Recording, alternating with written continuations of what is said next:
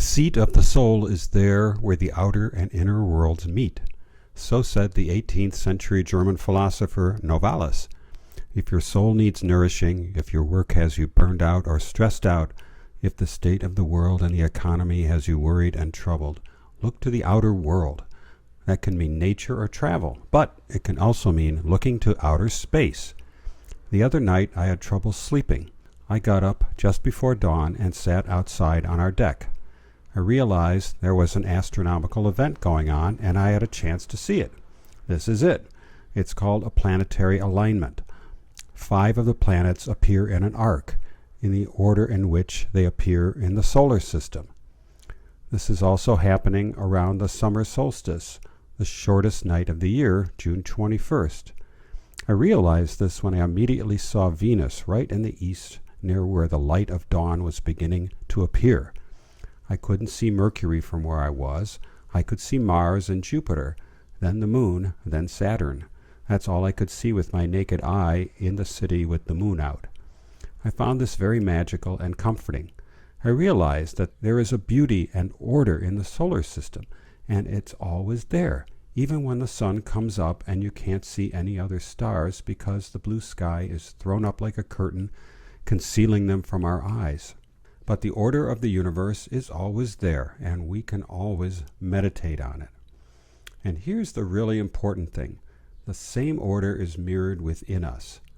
I have a book by the mythologist Joseph Campbell, someone who has been important to me, and I consider him one of my teachers, though I never met him.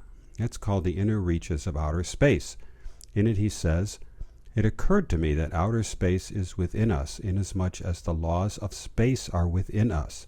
Outer and inner space are the same.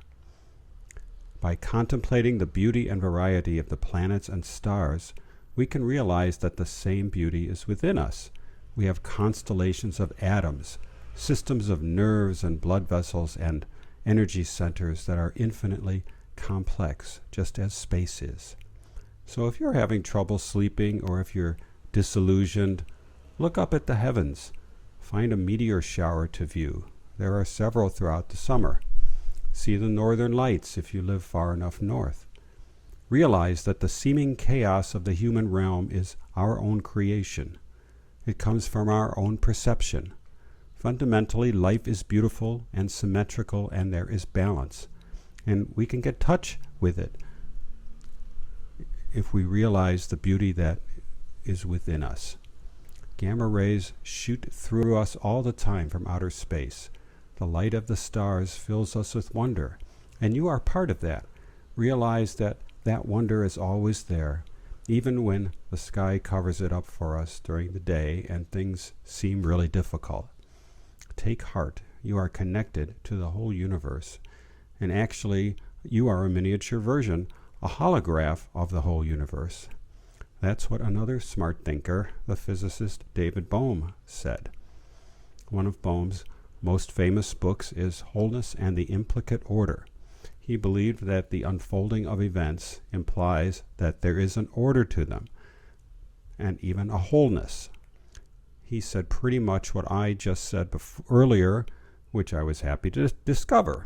Here's what he said, quote, "Some might say fragmentation of cities, religions, political systems, conflict in the form of wars, general violence, fratricide are the reality. Wholeness is only an ideal toward which we should perhaps strive. But this is not what is being said here. Rather, what should be said is that wholeness is what is real, and that fragmentation is the response of the whole to man's action, guided by illusory perception, which is shaped by fragmentary thought."